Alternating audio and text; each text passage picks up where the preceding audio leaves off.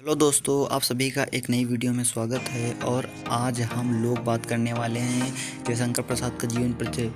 जैसा कि आप सब लोगों को पता ही होगा कि जयशंकर प्रसाद का जीवन परिचय हर बार पूछा जाता है। ये एक बार नहीं, हर बार पूछा जाता है और 5 नंबर तक आता है। आप लोगों को पता ही होगा।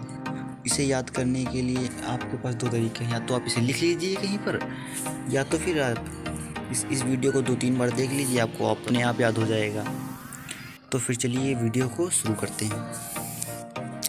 सबसे पहले देखिए, एग्जामिनर के पास इतना टाइम नहीं होता कि आप देखें कि आपने क्या लिखा है, क्या नहीं लिखा है, क्या आपने क्या किया है, क्या नहीं किया। उसके पास इतना समय नहीं होता है।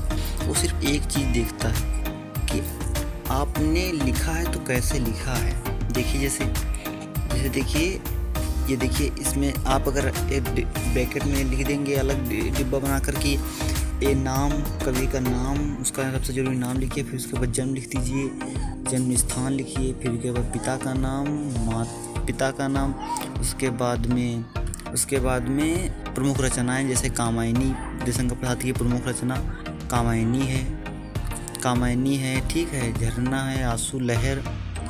ये 3 बहुत ज़रूरी जयशंकर प्रसाद की प्रमुख रचनाएं हैं, ठीक है। उसके बाद में अब इनकी सबसे इम्पोर्टेंट चीज़, इनकी मृत्यु कब हुई थी? सन 1937 ईस्वी को हुई थी। इनकी मृत्यु सन 1937 ईस्वी को हुई थी। इस बात को आप बिल्कुल ध्यान कर लीजिए। अगर आपको कुछ भी नहीं आता है तो फिर आप इतनी मटेरियल से आप पूरा एक जीवन परिचय लिख सकते हैं, अपने आप लिख सकते हैं। किसी भी चीज़ की ज़रूरत नहीं पड़ेगी, बस इतनी से आप नाम याद कर लीजिए, जन्म स्थान, पिता का नाम, प्रमुख रचनाएं और छायावादी युग के लेखक जो थे, छायावादी युग के लेखक भी रहे हैं, जैसा कि आप लोगों को पता ही होगा। और तो चलिए मैं आपको अब लिखित बता देता हूँ कि आपको लिखना कैसे है। आपको लिखना है जयशंकर प्रसाद का जीवन परिचय। नंबर 1 पे आप सबको लोगों को हेडिंग डाल देते हैं, जीवन परिचय। उसके बाद लिखना है, उसके बाद आपको लिखना जयशंकर प्रसाद का जन्म काशी के प्रसिद्ध वैश्य परिवार में हुआ था। काशी के प्रसिद्ध वैश्य परिवार में 30 जनवरी, ये याद रखिए। डेट बहुत ही जरूरी, एग्जामिनर देखता है तो खुद देखता है, वो डेट देखता है। 30 जनवरी 1879 ईस्वी को हुआ था। इनका परिवार जो था ना, वो इनका परिवार सुंघनी साहू, इनका परिवार जो था सुंघनी साहू के नाम से प्रसिद्ध था, ठीक है। इनका परिवार सुंघनी साहू के नाम से प्रसिद्ध था, ठीक है। उसके बाद प्रसाद जी के पिताजी, इनके जो पिताजी थे ना, उनके पिताजी का नाम देवी प्रसाद था। देवी प्रसाद, इनके पिताजी का नाम बहुत ज़रूरी है याद करना आप लोग, इसीलिए इनके पिताजी का नाम देवी प्रसाद है। ये तो आप ध्यान कर लीजिए, इनके पिताजी का नाम देवी प्रसाद है। उसके बाद में देखिए, वो प्रसाद जी के पिताजी देवी प्रसाद स्वयं साहित्य प्रेमी थी। इनके जो पिताजी थे ना, वो क्या थे? स्वयं साहित्य प्रेमी थी, वो साहित्य से प्रेम करते थे। और इस प्रकार प्रसाद जी को जन्म से ही साहित्य को प्राप्त हुआ। अगर उनके पिताजी साहित्य से प्रेम करें तो आसान सी ही बात है कि उनको भी वो साहित्य ही सिखाएंगे, साहित्य पढ़ना बताएंगे। तो उसी प्रकार से आगे देखिए, साहित्य प्रसाद जी ने 9 वर्ष की आयु में एक कविता की रचना की। क्या किया? एक कविता, इन्होंने एक कविता लिखी, उसको जिसे पढ़कर इनके पिता ने इन्हें एक महान कवि बनने का आशीर्वाद। इन्हें कहा कि तुमने इतनी अच्छी कविता की रचना की जिससे कि तुम एक महान कवि बन सकते हो।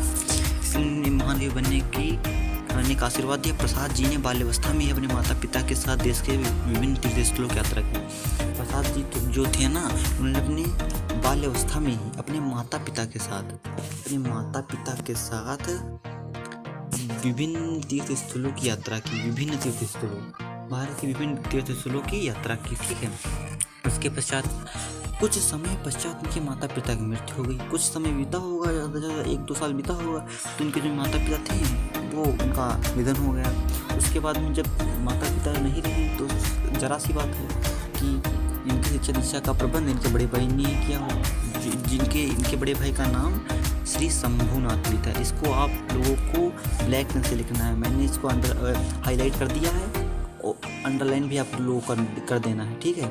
उसके बाद में देखते हैं, सर्वप्रथम इनका नाम क्वींस कॉलेज, इनका नाम कहाँ पे लिखा है? Queen's college.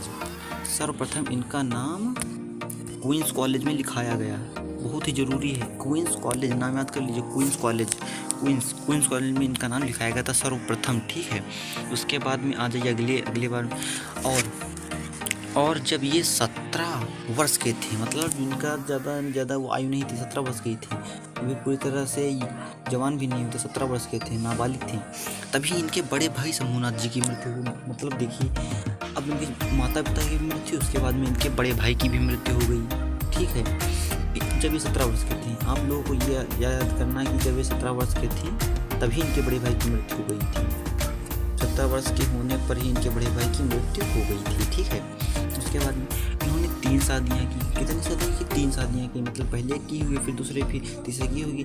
उस तीनों ही पत्नियों की असमय मृत्यु हो गई। मतलब इन्होंने 3 शादियाँ की। ठीक है, तीनों ही पत्नियों की असमय मृत्यु हो गई। 3 शादियाँ की और तीनों ही पत्नियों की असमय मतलब समय भी पूरा नहीं हुआ और उनकी मृत्यु हो गई।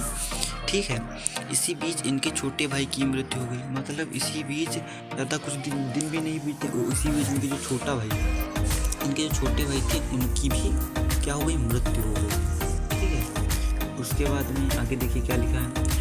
इन सभी असमय मौतों से ये अंदर ही मृत्यु हुई। भाई जिसके घर में इतनी सी असमय मौतें होंगी, पहले माता पिता मर गए, उसके बाद में इनके बड़े भाई की मृत्यु हो गई, फिर इनके 3 शादी, तीनों पत्नियों की असमय मृत्यु हो गई, उसके बाद में इनके छोटे भाई की भी मृत्यु हो गई। तो फिर इतनी मृत्युओं के बाद अगर कोई इंसान जिंदा है तो कैसे जिंदा रह सकता है, आप ही सोचिए। तो चलिए आगे देखते हैं। इन सभी असमय मौतों से अंदर टूट गए। ठीक है, संघर्ष और चिंताओं ने इनके स्वास्थ्य को बहुत हानि पहुंचाई। क्षय रोग से पीड़ित होने के कारण 15 नवंबर 1937 ईस्वी 47 वर्ष की आयु में जयशंकर प्रसाद जी का निधन हुआ।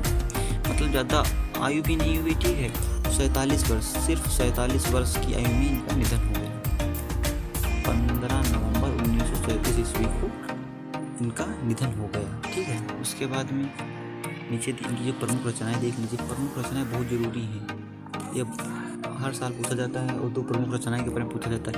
इनकी जो प्रमुख रचना है वो कामायनी है। ठीक है, पहली तो प्रमुख रचना कामायनी, दूसरी झरना या फिर आंसू लिख सकते हैं, झरना लिख सकते हैं। ठीक है, झरना, आंसू, लहर, ये 4 लिख सकते हैं आप।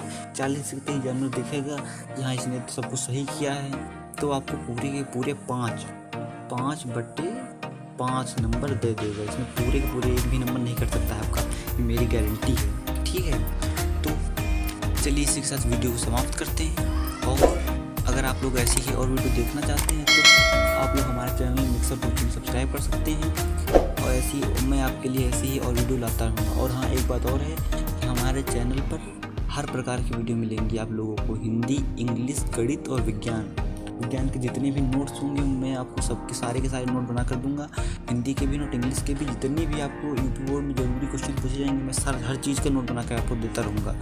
तो चलिए इसी के साथ वीडियो को ख़त्म करते हैं। धन्यवाद।